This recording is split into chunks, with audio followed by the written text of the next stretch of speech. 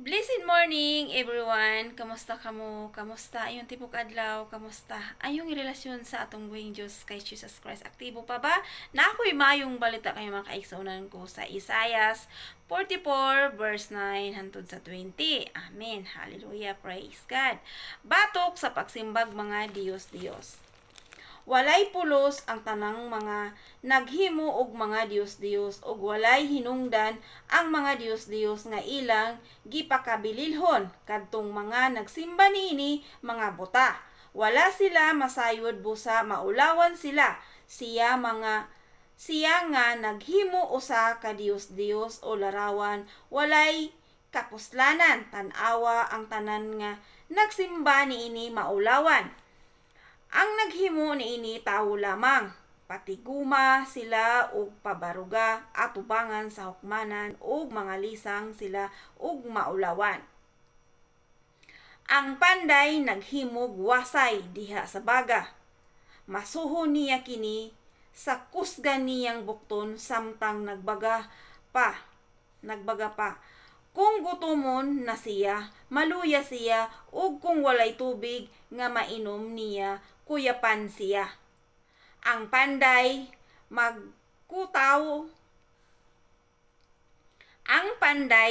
magkutay og pitik. Og badlisan niya ang kahoy gigamit ang lapis, sipilyahan niya kini og badlisan, pormahon niya kini ngadto sa dagway ug katahom sa usa ka tawo aron ibutang sa usa ka balay. Mamutol siyag mga sidro o magpili og kahoyng tugas o insina gikan sa mga kahoy sa kalasangan o dili ba hinuon magtanom siyag sidro og patubuon kini sa ulan. Unya gamiton kini sa tawo ingon nga sugnod kuhaon niya ang usa ka bahin niini aron mainitan siya ug aron maglutog pan. Maghimo usab siyag usa ka Dios gikan niini ug simbahon niya kini. Himuon niya kini nga usa ka larawan nga kinulit og muluhod siya atubangan niini. Isugnod niya sa kalayo ang katunga niini og magsugba siya diha sa baga niini og kanon niya ang iyang sinugba og mas mabusog siya, magpainit usab siya og muingon maayo kay nainitan ako. Ang sobra niini himuon niyag usa ka Dios iyang Dios. Muluhod siya og mosimba niini. Magampo siya niini og moingon luwasa ako kay ikaw man akong Dios. Kining mga tawhana wala masayod og wala makasabot kay gipiyong nila ang ilang mga mata aron dili sila makakita ug gitak-upan ang ilang mga hunahuna aron dili sila makasabot. Walay usa kanila nga namalandong og walay usa nga nakahibalo o nakasabot aron unta pag-ingon gisugnod ko sa kalayo ang katunga niini og nagluto usab akog pan og nagsugbag karni sa baga niini og gikaon ko kini. Unya gihimo ko na hinuong Dios ang nahisalin niini og gisimba ang usa ka pirasong kahoy. Samara nga nagkaon siyag abo. Gipasalaag siya sa kaugalingon niyang hunahuna og dili siya makalingkawas o makaingon walay bili kining ania sa tuong kong kamot. Amen and amen. Hallelujah. Dalagon ang buhing Diyos. Salamat Panginoon sa imong balang pulong, Lord. Mga kaigsuunan ko, klaro kayo ang pulong sa atong buhing Diyos. Kana iyong gisimba nga maribulto, mga larawan unsa man na iyong giukit, walay pulos, walay bili.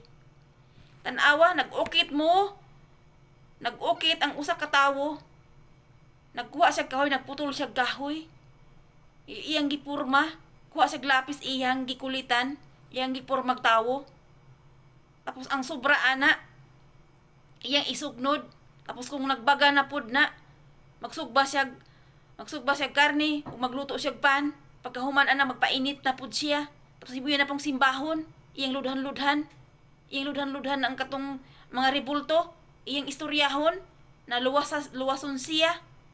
Pagka walay buta, tinuod ang pulong sa Ginoo. Tinuod ang pulong sa Ginoo. Kamo mga kaigsuonan ko, kamo naminaw karon. Pagmata kamo, kay gibutaan kamo ni Satanas. Grabe. Sisirain ang buhay niyo ni Satanas. Klaro kayo ang pulong sa Ginoo diri sa Isaiah 44 verse 9 to 20. Basahin mo sa Bible mo, English or Tagalog.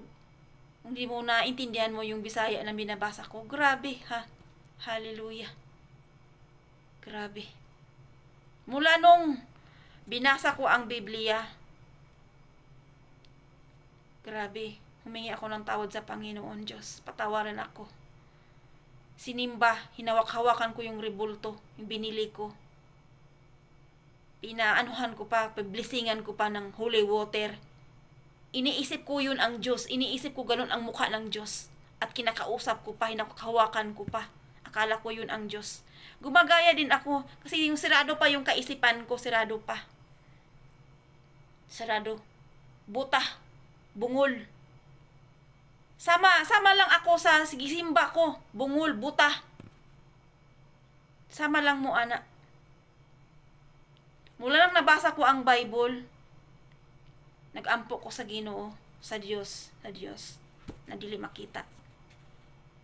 Naghila ko sa Ginoo, pasayloon ko sa Ginoo nga sa akong mga sala akong nabuhat, na akong gisimba ang mga larawan, ang mga rebulto.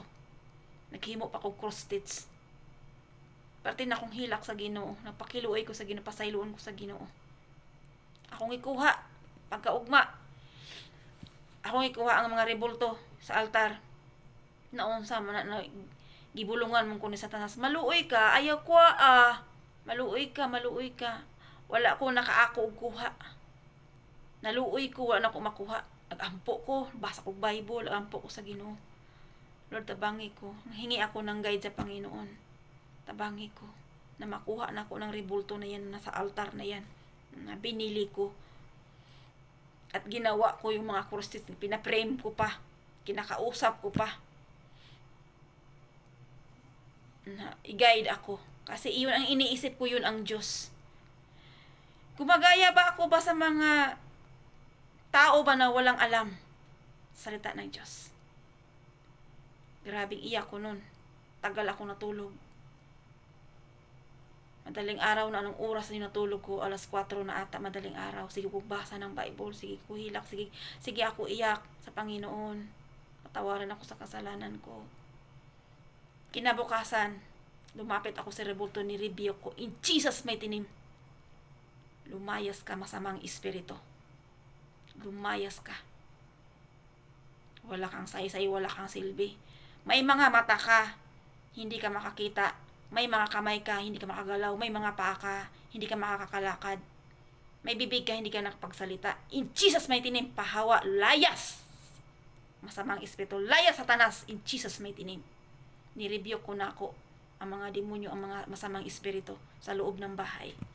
Kinuha ko yung Nazareno, yung Mama Mary tawag noon, yung Santo Niño, mga cross, mga rosaryuhan, mga panyo. Ang ginawa ko, pinokpok ko ng martilyo, gunting-gunting ko yung ginawa kong krustis, mga rosaryo, gunting-gunting ko. In Jesus' mighty name, Jesus' mighty name. Wala kay silbi ang Diyos na mo nagahimo sa langit ug kalibutan. Mao akong Diyos, akong gisimba, buhi, dili patay, dili ikaw ang Diyos. In Jesus' mighty name. Jesus' mighty name. Pinokpok ko ng martilyo, pinokpok ko, nakuha ko. Sinod ko sa nasako, gunting-gunting ko mga rosaryuhan. Hallelujah. Salamat sa Diyos. Ang gaan-gaan ng pakiramdam ko. Ang saya-saya pakiramdam ko. Salamat sa Diyos. Natauhan ako. Binago ako ng Panginoong Diyos. Hindi ako binago ng tao. Hallelujah. Salamat sa Diyos.